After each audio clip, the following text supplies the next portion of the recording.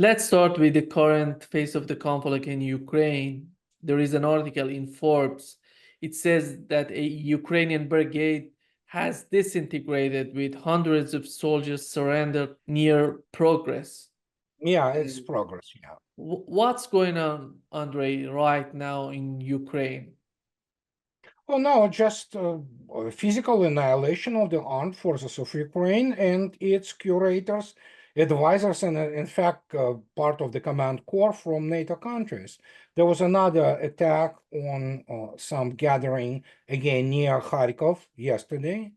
There were more than 100 killed, some of them up to 60, they say.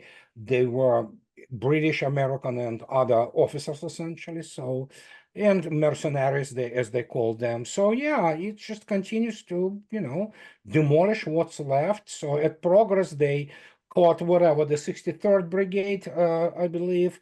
2 battalions have been completely surrounded. So, they either die or surrender. So, yeah, it's just as I already stated, if you look at the statistics daily losses of the armed forces of Ukraine, it means each day Russian armed forces erase 1 full brigade from the order of battle of the armed forces of Ukraine. And so they have now the situation with the personnel, a huge one. Russia is on offensive right now. Is that right? Well, let me explain one thing. This is, how to put it, because it is the war of the 21st century, okay? And these are not American long fires, as it used in the field manuals in the United States. These are Russian long fires. And Russian long fires are massive. That is the standoff weapons and even artillery. For example, the latest variation of the self-propelled artillery, system, such as Koalitsa, it outranges pretty much anything in the world, and by a huge margin. So when you look at this, and especially considering the rocket power, MLRS power of Russia, so as my friend who just returned from there, he said, Russians would love to sit in strategic defense, and let Ukrainians come and kill them, as it was happening for the last year and a half. The problem, he said, that by the time Russians are about to sit into this, Ukrainians get demolished, by the long-range fires, and suddenly you have the, distance and the ground you need to cover again. And they say, damn it, and they have to move ahead again and start sitting up there. By the time they do this, so at this stage, yeah, it's and again, make no mistake, strategic defense doesn't mean that you cannot conduct offensive operations. It absolutely doesn't preclude it. But yeah, it's a slow moving, offensive, because their main objective, that's what many people still don't get it. It is not to cover the ground. Obviously, you can liberate, for example, the rest. I mean, Lugansk Oblast is liberated practically 90% now. Donetsk is also to a large extent. You need Zaporozhye, Kherson to liberate them. You can do it. You can do this thrust. You can do this, large, big red arrows, offensive. Russia has ability to do it on 6 operational axes simultaneously right now. The problem is, why would you kill your own people doing this? There is no point. And so the whole idea is not to cover the ground, which automatically will fall once, obviously, armed forces of Ukraine are annihilated. And that's what is happening. So the main objective, demilitarization, is, and I understand it sounds horrendous, but to kill as many enemies as possible. And Russians were doing just that, exterminating armed forces of Ukraine and those NATO people who are, part of it. Do you see any sign that Zelensky want to have some sort of political settlement? BS, yeah. It's all fake. It's all PR. It's all crap, so it's nobody buys it, so, and yeah, he talked to Trump. Trump told him to shut it down, but Zelensky cannot do this because he will be immediately killed. So it's all public. The theater, complete theater, primitive one. It's a street theater level. It's not serious drama theater. It's all garbage. So, and yeah, he's not ready to do anything. But it seems that Europeans are not willing to let Zelensky go after some sort of negotiations. What's the position of Europe right now? How we can understand the behavior of Europe? Because it seems that behind the scene they're trying to convince Zelensky to continue this conflict. Well, let's be very straightforward. European elites consider Russians subhumans. Okay, Untermenschen. So it's Europe is going back to its roots, cultural roots, which gave us two horrendous world wars, with the last one seeing unprecedented cruelty and crimes against humanity on industrial scale. So it's normal for them. So, and basically all British, German, or French elites are like that. They consider Russians to be subhumans, and as long as they think that Ukraine can continue this with, also annihilation of themselves. And again, you have to understand, none of them, including most of their military, they are incompetent people. They still think that Ukraine somehow fights. They don't understand strategy. They absolutely no clue about operational art and how those objectives are set up and how they're achieved. So they want Ukrainians to kill as many Russians as possible, because obviously they are under pressure from the United States.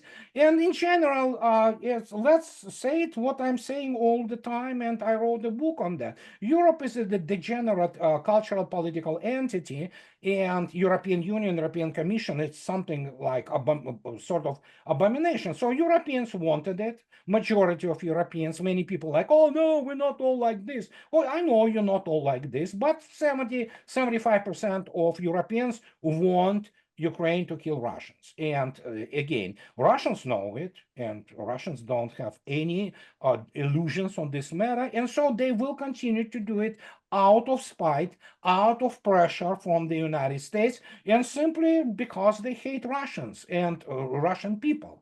Simple as that. There's nothing there super duper sophisticated. Plus, they have saved their regime, basically political regime in Europe. So, and it is what it is, and that's European choice. Scholz will be running again for chancellor. Guess what? He will be elected.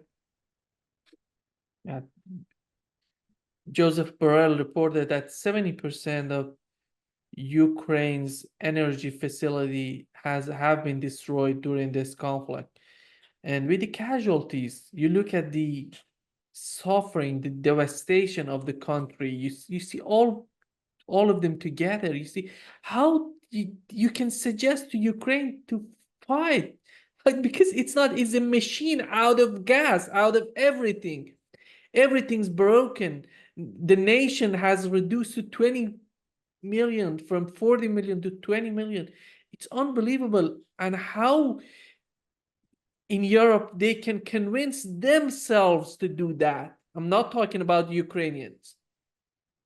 Average European politician is a scumbag.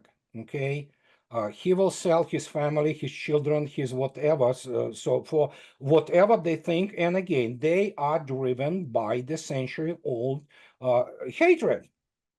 And again, it's there is no rationale there. We know they are not Russian. We know they are illiterate. They are all humanities degree, degree meals who have no clue about anything. But you have to understand what Europe represents today, although there certainly applies to the United States too. It's a degenerate culture in general. So, and when you look attentively, when they look at this fairly conservative, steady or nation state oriented entity such as Russia, they begin to hate it even more. Listen, let's put it this way. Europe is a Sodom and Gomorrah. And they, of course, how to put it politely. If to turn it into the biblical language, they would hate righteous. So there you go. It's simple as that. Look at them. Look at the von der Leyen. Look at the Scholz, for example, in Germany. First, apart from them having the Nazi relatives and they obvious people that, you know, for example, they have to, you know, reevaluate their life. They never evaluated anything, you know. So the same goes. Look at Canada. It is as you know, cesspool of the former Nazi, you know, criminals, and you know, so they applauded. They gave standing ovation to the SS, criminal. So, and wherever you go, it all comes down to the World War II. Many people do not understand why Europe didn't, resist.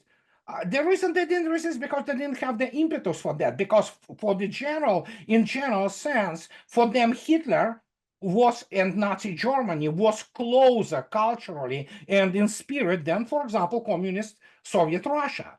So in this case, yeah, French just surrendered. Now they still remember that de Gaulle and his division tried to counterattack. Oh my God, you know. So there are numbers of the French resistance in World War II, by the way, started by Russian immigrant, Russian aristocrat. They were smaller than, several fold smaller than, for example, the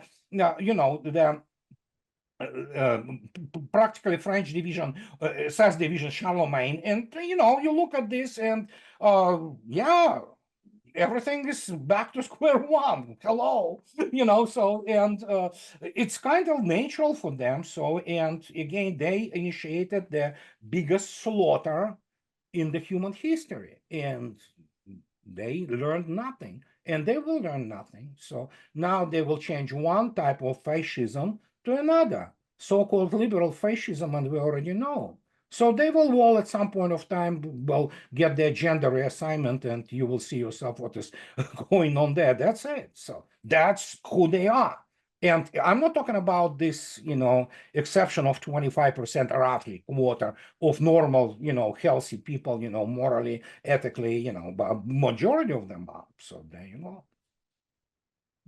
We know that behind this behavior of the Europeans is the United States, because without the United States, they're not capable of doing anything. Here comes the question. It seems that we have two options right now, Donald Trump and Kamala Harris. And it seems, Andrei, it seems that both of them, even Kamala, if she wins, she's not gonna pursue Biden's policy, it seems to me, in Ukraine, because she has her way of thinking. It seems to me the way that she's talking about Ukraine is not the way that Biden was talking about Ukraine. How do you find Kamala's policy if she wins toward Ukraine? Nothing gonna change. Nothing gonna change. Doesn't matter if it's Trump. Trump can say whatever he wants, you know. His worth is really, his word is not worth much, you know. So because he makes grandiose statements and he doesn't understand what he's talking about. Kamala even worse. She's just, well, yeah, she's not really mentally up to any kind of job. Forget about running country. No, nothing gonna change.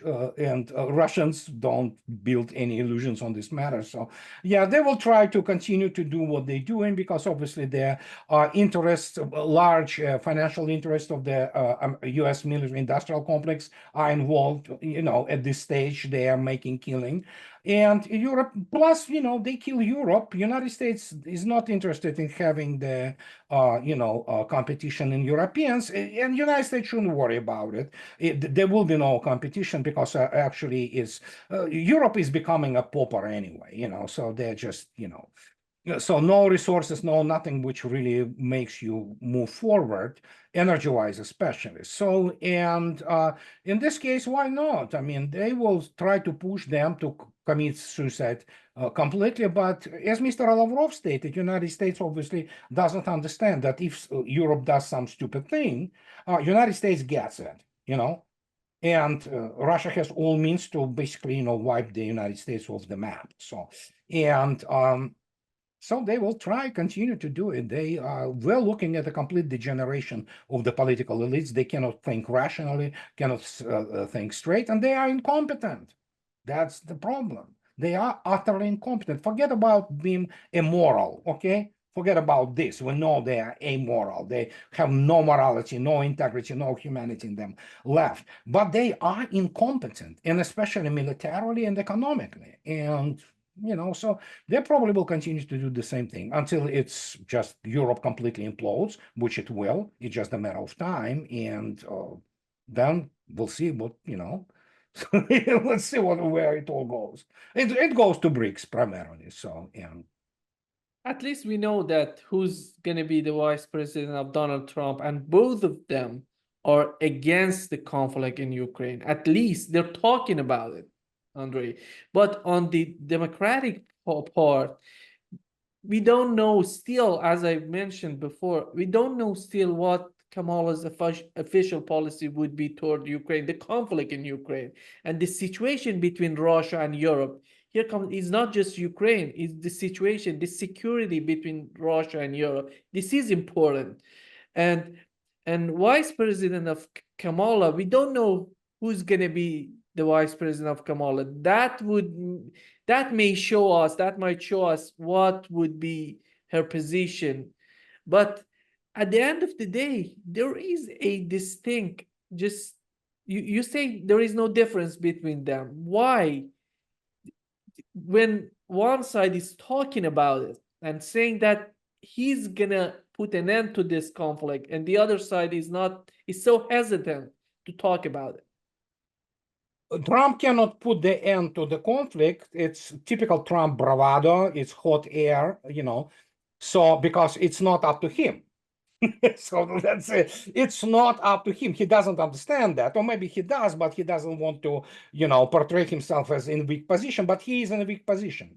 His hand is absolutely weak, and it's up to Russia how to decide this conflict. The only saving grace for him is that he can go out and say, "Hey, you see, this American humiliation is, not on my watch." But when you listen to him and J.D. Vance, when they talked to Fox News yesterday, I believe, he says that, well, actually, the reason it all happened because obviously they see how we're weak, we ran out from Afghanistan and things like that. Well, yeah, I mean, you couldn't win it for 25 years almost, not 5, but 20 plus years. No, actually, come to think about it, 23 years at least. So what are you talking about? Of course you are weak.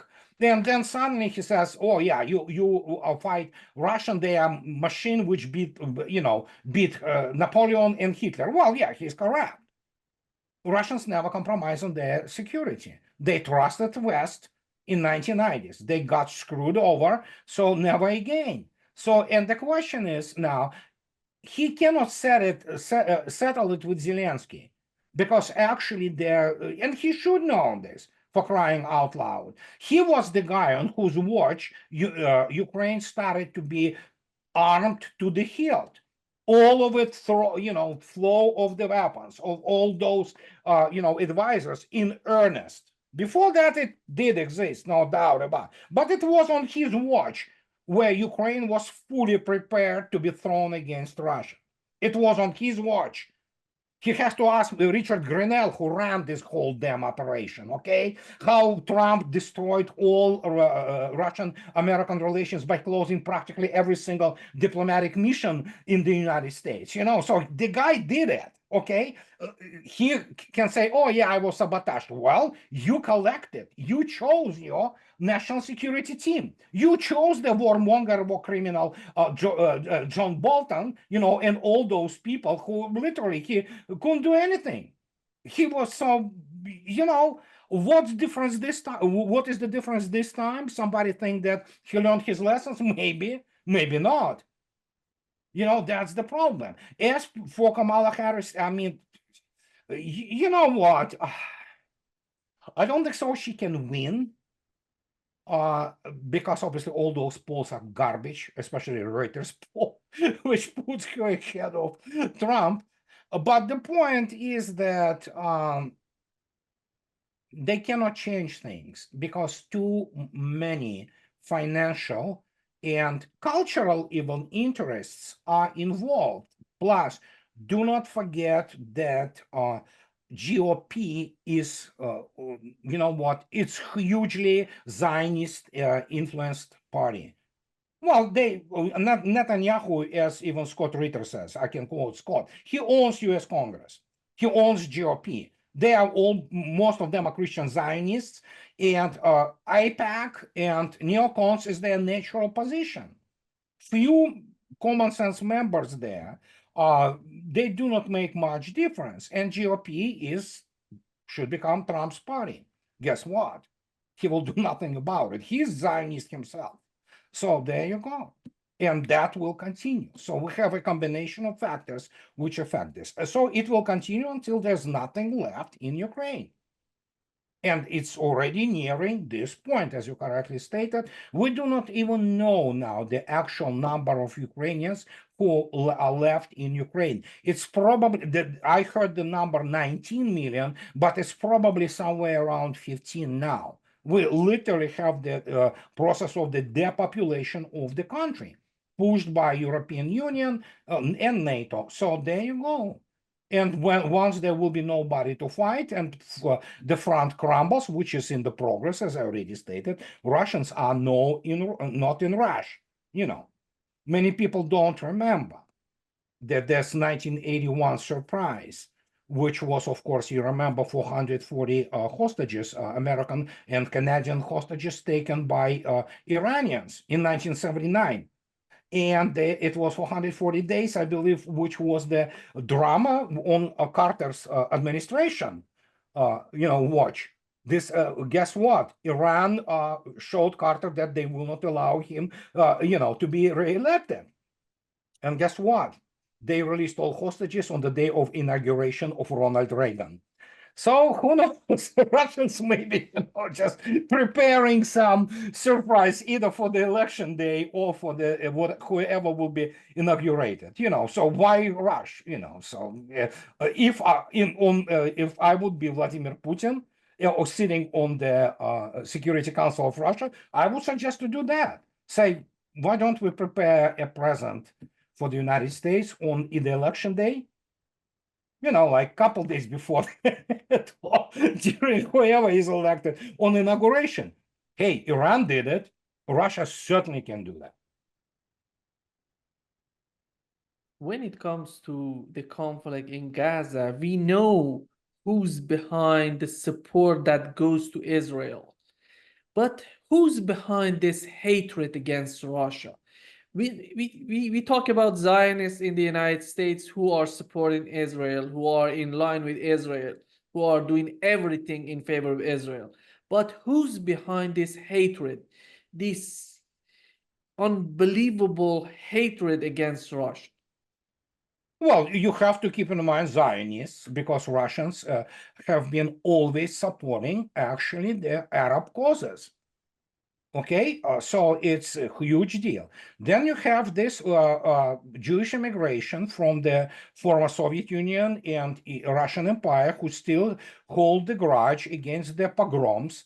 They did take place, especially primarily in what today is Moldavia or Moldova. So they have this incredible grudge against Russia, and considering their overrepresentation, they really infest, American political institutions. So you get this input of this, absolute hatred. I will give you an example of Max Booth or Julia Ioffe, and people of this nature. They are openly state that we hate Russians, we want them dead. And I can continue to, if you read my latest book, you will find it there. So this sentiment was always there, always.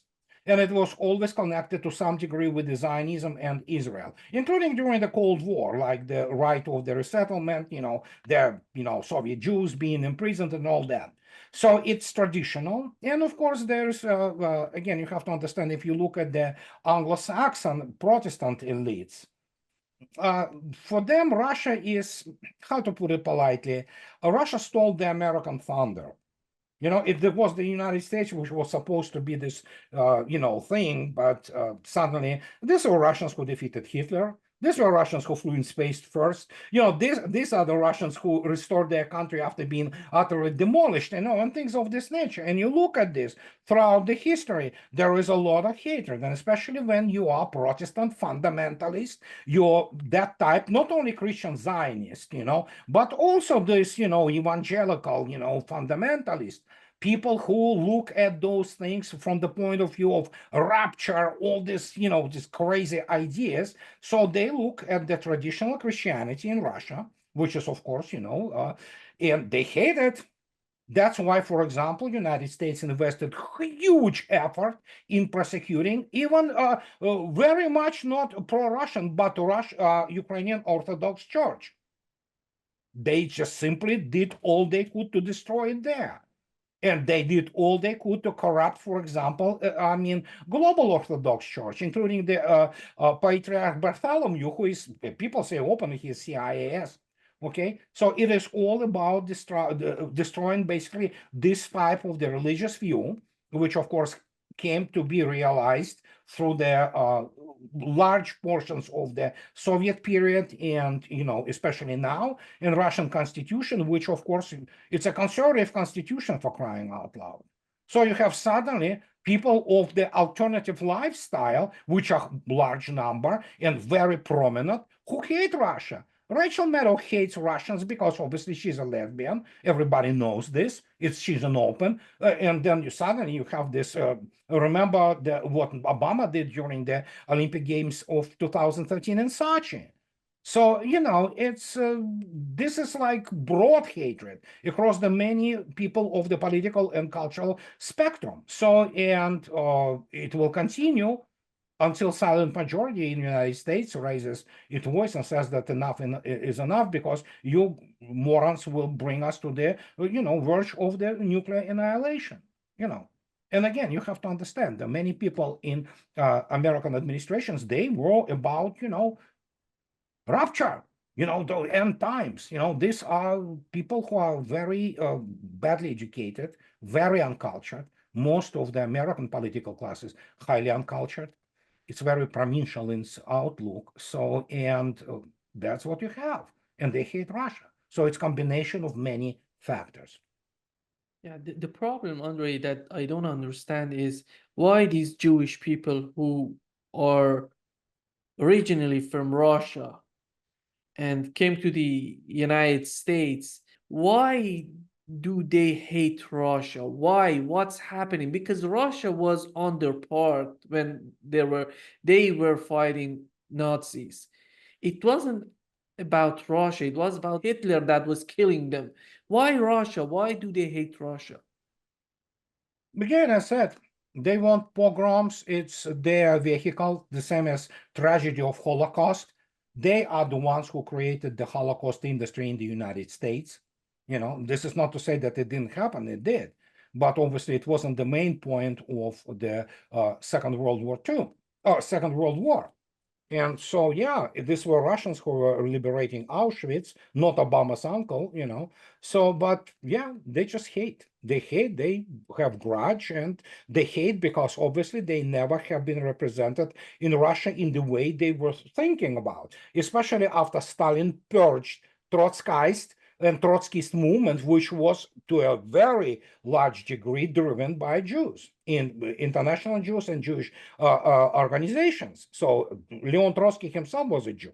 And so Stalin purged it because obviously, but again, it's difficult to explain to what Russian history is to average American. It's so beyond their reference points. They do not understand what we are talking about, because it's complex.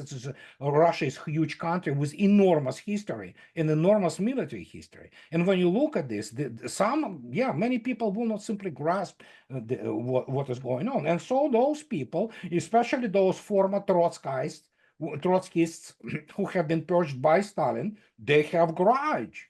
They have grudge. They wanted, as Trotsky said, we use Russia as a Kindle for the world revolution. The guy was absolutely not John. He was definitely a very courageous man, and he wasn't by any means stupid, but he was a nut job. And guess what? One again, the avant-garde, so to speak, the people who were ahead of this, many of them were Jews, and Stalin purged them. Guess what? Many of them ended up in the United States. So apart from people who hate pogroms, naturally, which is nobody says that they should admire that, but we have also the massive purge of the Jewish, people who wanted to be at the top of the political power in the Soviet Union. And this is what happened in 1930s. So there you go.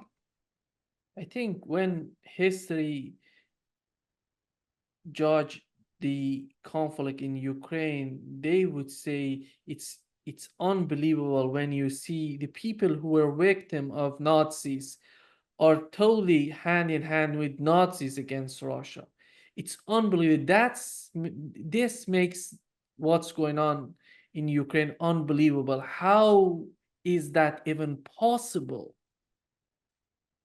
Oh, very possible. And the signs were already there. And it is, how to put it politely, I'll give you just one example, okay?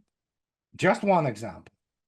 Famous Antonov Design Bureau, which produced some most outstanding planes in the world, including this famed AN-22-225 Mria, which is the dream in English. It's Mria in Ukrainian. It wasn't Ukrainian. It wasn't in the Soviet Ukraine until in 1950s. Actually, the whole Novosibirsk Design Bureau of Mr. Antonov have been moved to Kiev, as have been the reindustrialization of Ukraine happening at the expense of many actually Russian design bureaus, institutes, and things like that. The Kiev at some point of time was absolutely a hot seat of the scientific research, high-tech industry, so. But what the virus of what is called the village culture, it's even worse than village, it's a farm culture, hutor, so these are primitives, which have been brought up with Bandera in mind. These are the same people who committed the Volhynia massacre of Poles. These are people started to penetrate actually, especially those people with SS background who fought, for example, the 14th Waffen SS Division Galiciana, who were actually in Gulag, which have been under amnesty by Nikita Khrushchev. So, and guess what? They all at some point of time penetrated. Many of them became, exemplary communists, and their children. But guess what? The ideology was always there. And once the Soviet Union collapsed, the signs were already there in 1970s, okay? So there you go. This whole culture captured it. And then, of course, when the eastern part, which, by the way, still identified themselves, despite the fact that they've been Russophone, many of them still identified themselves as Ukrainians, but they obviously didn't want to live with that. And you literally have this primitive farm village culture, which was imposed on Ukraine. It's in the simple words, obviously. It was much more complex. You can go out and read the Leonid Kuchma's, the second president of Ukraine, his famous book, Why Ukraine is Not Russia. It is delirium. It's a pseudo-academic BS, the contrived crap, basically. So, but yeah, this is what they wanted to think about themselves. They never recognized that it was, if not for Lenin, and the early Bolsheviks and the policy of the Ukrainization, they would never, it's not even their territories, Eastern Ukraine and what is called Tavrichskaya gubernia, Tavrida governorship, which was established by Catherine the Great and Prince Potemkin, for example, okay? Odessa, Nikolaev, these are all Russian cities. So, and there you go. But again, Russia paid the price for that, especially by electing first time this alcoholic and low-life Yeltsin.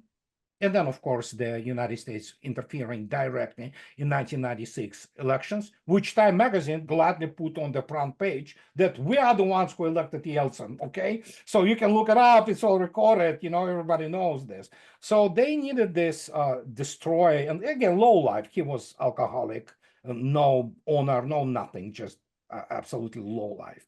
So they needed him in Russia, and this is how the Ukraine essentially completely detached itself.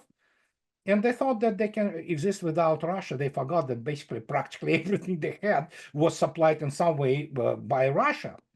And as a result, when it happened, I can tell you one thing, it's going to be back to its normal, which is a village rump of a country, primarily dealing with the agriculture, okay? They will not be allowed any kind of critical strategic industries there, except for the present day territories which Russia acquired, returned rather home. And yeah, that's probably the best they can hope for. But in reality, it might cease to exist at all. Russians do not want that.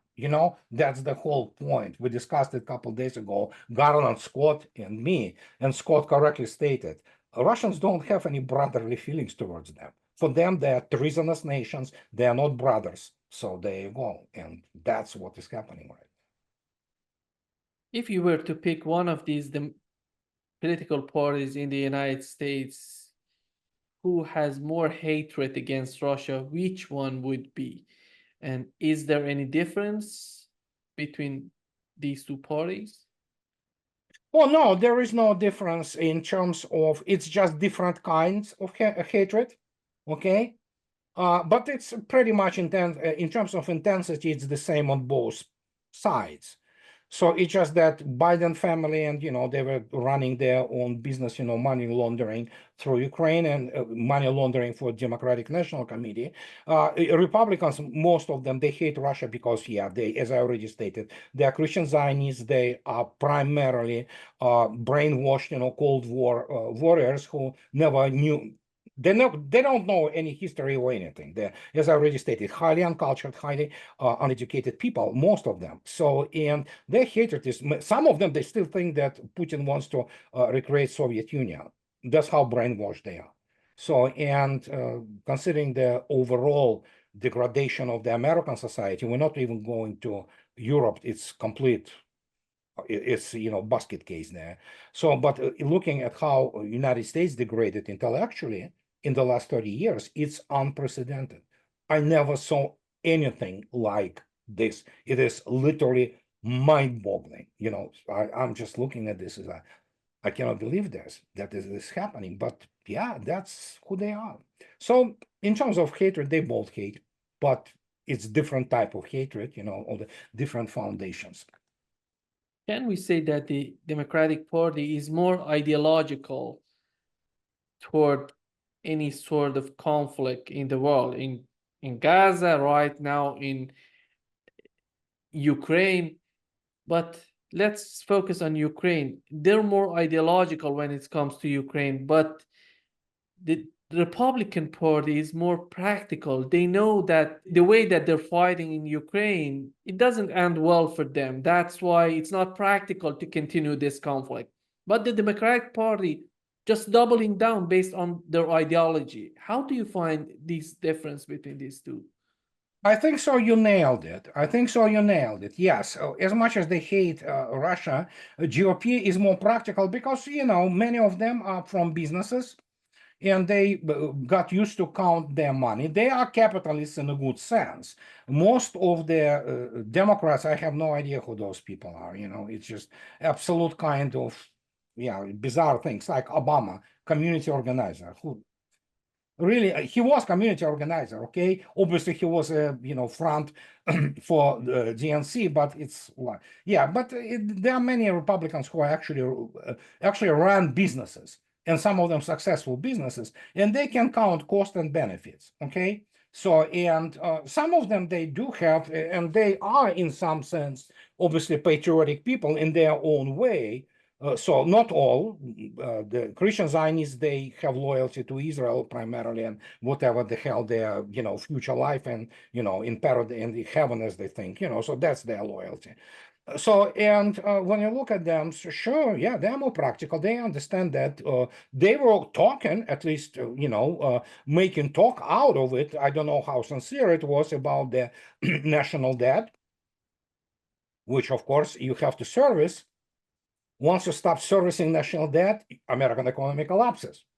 So, and it's 34 trillion. Percentages are on that are bigger than the budget of Pentagon. And budget of Pentagon is now above $1 trillion. So we already see the inflation going on there. Only imbeciles believe that inflation is not there. It is there. Hyperinflation is standing on the standing start now, ready to go. And yeah, some of them they understand that, they do. But you cannot fix the system because it is obviously it's like final stages of addiction to the heroin. You cannot just quit anymore. So, and this will continue until the country collapses in terms of economically, which is actually happening as we speak. All this, fake economic indices, there, nothing. And that is why, for example, they cannot build a decent weapon system, because it's actually already, by the time you start doing it, it has to be expensive anyway, because this is philosophy. But you literally get less and less bang for your buck. If people want to see the actual inflation and how it kills, for example, look no further than Pentagon and its procurement policies. It is all in there. You can compare those percentages, and yeah, United States can build, the whole bomber, $2 billion. I mean, really? It's just like you gotta be kidding, the pretty much useless aircraft, with all those bells and whistles, which think they do not work in modern war. But $2 billion. I mean, you kidding me? So you have the submarines, which are $4.5 billion per hull. You have the new strategic missile submarine it doesn't exist yet, Columbia class. It's going to be $9 billion per single boat. Let me give you translation of this. For the same price of $9 billion, Russians built 9 brand new state-of-the-art Barry-class missile submarines, which are already afloat or are being ready to go to fleet. And these are state-of-the-art, cutting edge, probably the most silent submarines ever. So there you go. That tells you everything you need to know. Yeah. When you look at the way that Ukraine is trying to put pressure on Orban and Fico by not letting the Russian gas get there, and do you think who's behind this decision on the part of Zelensky? Is NATO just telling him do this Yeah, yeah. Von der Leyen or people of this nature, absolutely. That's so what the they do. And today, Foreign Minister of Finland, she is pretty bizarre-looking woman. I mean, you can see that she's not really like, she's crazy, okay? She said that, values of Hungary do not fit, values of the European Union. So what can I say? I mean, Orban, and he has to decide, Hungarians probably not going to be very happy if it comes down to it. But Hungary has no other choice in the long run as to basically plug itself into BRICS. And it's happening as we speak already, so. And what can I say? I mean, it's inevitable probably if they want to survive as a nation. Okay, and if they do not want their children to be, reassigned the genders and to live in this concentration camp of the political correctness and suffocating culture of, so what can I say? So, well, it's up to them, obviously. and the other thing that is so important right now is the role of Russia and China in the conflict in Gaza, and how China brought all these different groups in Palestine, in Gaza, together to make some sort of agreement among them. And on the other hand, we see, and we know that when something like this happens, like what has happened between Iran and Saudi Arabia, is Russia is part of what's going on there. And right now, Bashar al-Assad is in Russia. He's going to talk with Erdogan. And on the other hand, you see Netanyahu in the United States trying to picture for the Congress let's go attack in Iran, let's fight. How do Yeah. you see the changes that are happening? These people, the way that Russia is trying to bring these people together, China is trying to do the same. On the other hand, you see in the United States, they're talking all about war, war, war, nothing else, not negotiation, not political settlement, nothing less than war. Well, it's Netanyahu. I can only quote Scott, and I agree with him. Netanyahu bought U.S. Congress. It's in the pockets of the AIPAC and Israel. And Israel always viewed the United States as its, a bully, which it can unleash. United States foreign policy is completely subverted by the AIPAC and Israeli interests. What can I say? I mean, Netanyahu wants to leave. He doesn't want to end his life behind bars. But while trying to avoid it, he destroys Israel. And probably Israel now is bound for the dissolution, essentially. So, as per all those Fatah and Hamas and other factions on the Palestinians, it started actually in Moscow. In China, they already simply signed the final agreement, which is now basically, and again, make no mistake, I'm not specialist in the area, so I can only defer to, again, to Scott or Larry Johnson, in terms of what is going on there. So yeah, you have now essentially political Palestinian state emerging, okay? So that is huge. And then, of course, now we have, Erdogan and Assad, my gosh. These are very bad news for Kurds, actually, so well, they wanted it, so. And that will be this unification and calming down of the whole BRICS, or Eurasian realm, by Russia and China, and to make it more livable, more peaceful, stable, and things of this nature. For Israel, as I already stated, they want Iran. United States, when they talk about war, we have to understand the difference. United States is not capable to conduct the combined arms operation of the scale designed to defeat Iran. The only thing United States can do in life is to bomb defenseless people. That's it. Any ground force, American ground force. We're not talking about IDF. IDF is it's a joke. Okay, so they will not be. They better not go against Hezbollah. They will be completely devastated there. So, but the point is, the idea is, okay, let's put some American troops, boots on the ground in Iran. It's gonna end up very bad for them. Okay, very, very bad. So, and the only thing they can do is to launch, some missiles, and because of the size of the country, they will run out of it pretty fast.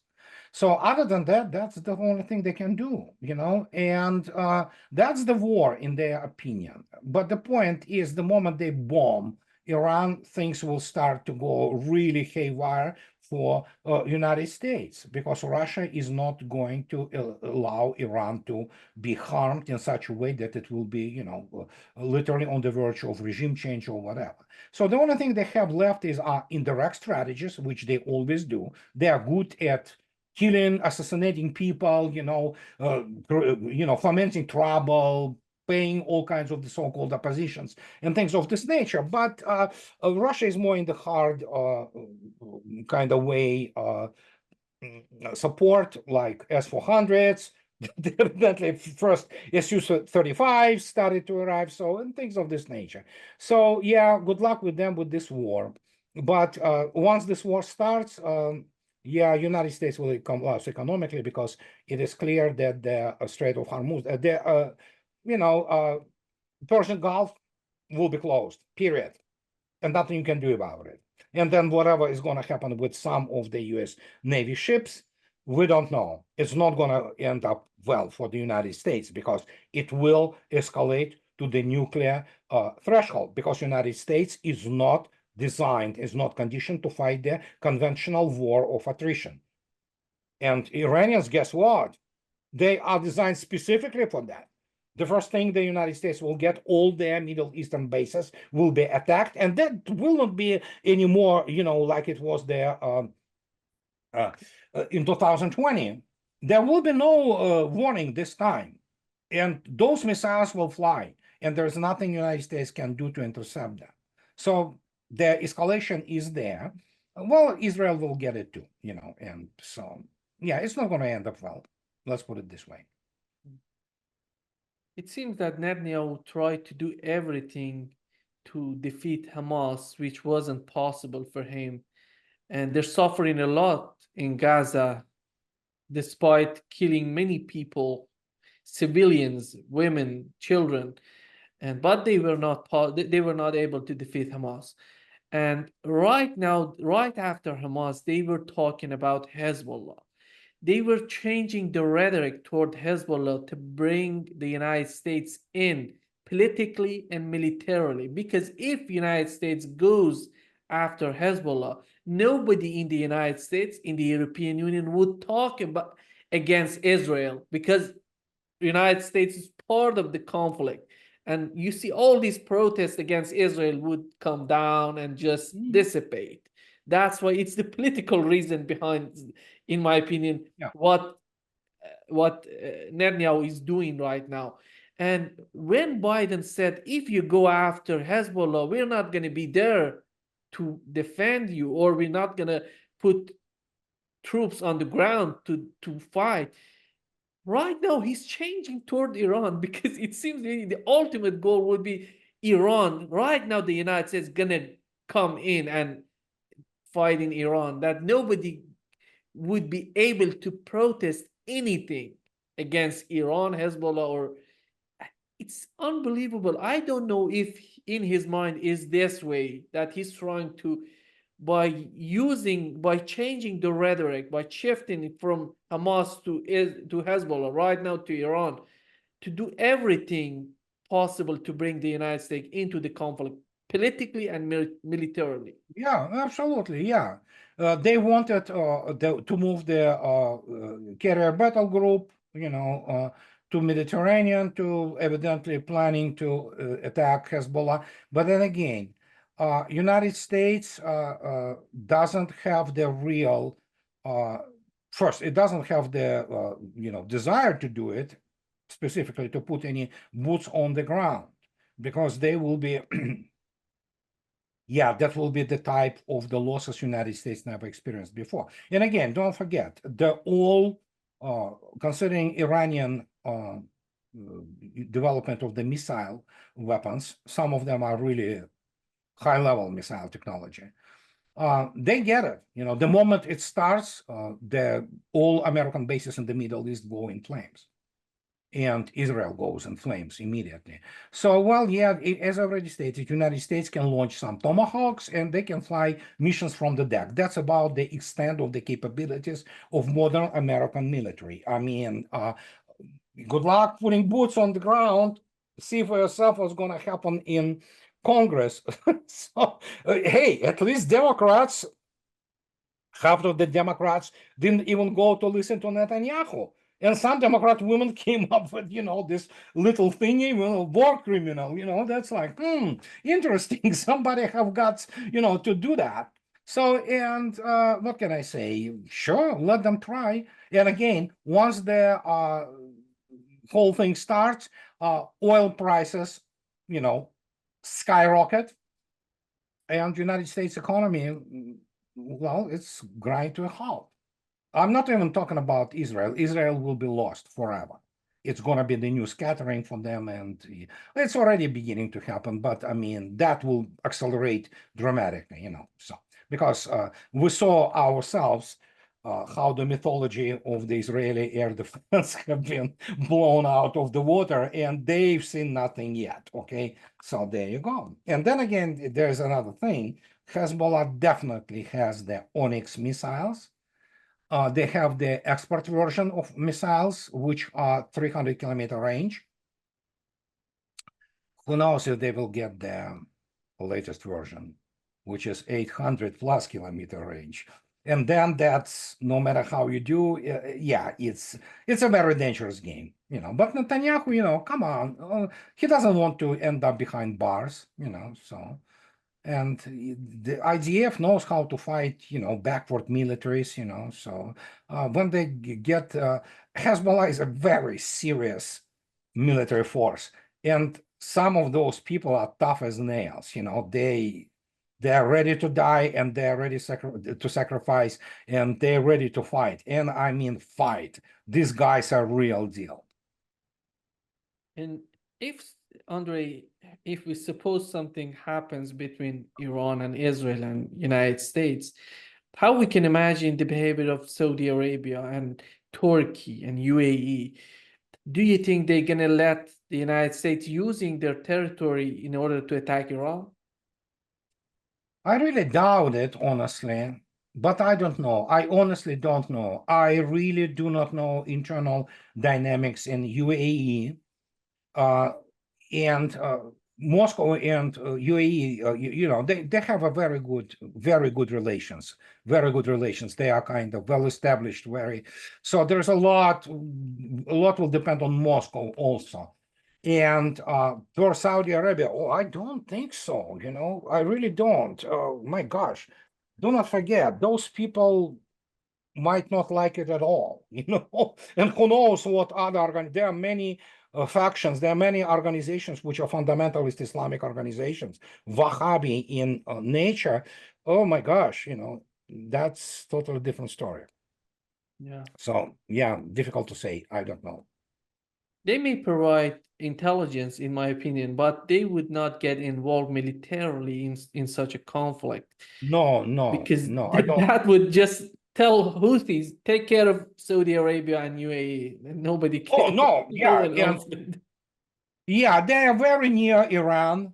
Ranges of Iranian missile weaponry cover it all, you know, so as a whole. So, and Iran built up the major arsenal of those things, you know. So, yeah, I don't think so. Saudi Arabia is eager to help in any way. So, and MBS has better things to attend to, you know, including how to diffuse this whole bomb of Islamic fundamentalism and, you know, maybe somehow reform the Saudi Arabia, which he tries to do, which is good, you know. Hey, sure, absolutely, you know. So, and he really wants to be part of BRICS. I mean, big time. So, I think one of the very important points that you've just mentioned is the Mohammed bin Salman is the crown prince of Saudi Arabia. He's so smart. He knows what's going on right now in the world. He that's why he wouldn't get involved in any sort of conflict because that would be the end of their prosperity that they have been yeah, fighting for such a long time. yeah. So he is definitely a very shrewd politician, and he definitely got a bad rap, especially after the Khashoggi murder, assassination. Although it's as Dr. Khadra Kumar stated, that essentially he was a CIA asset. His main task was to foment trouble in Saudi Arabia against MBS. So hey, you know, they murdered him. You know, that's what you do, you know, in the serious politics when you have the threat to the power. So, yeah, he's a smart guy. He definitely knows where it's all going.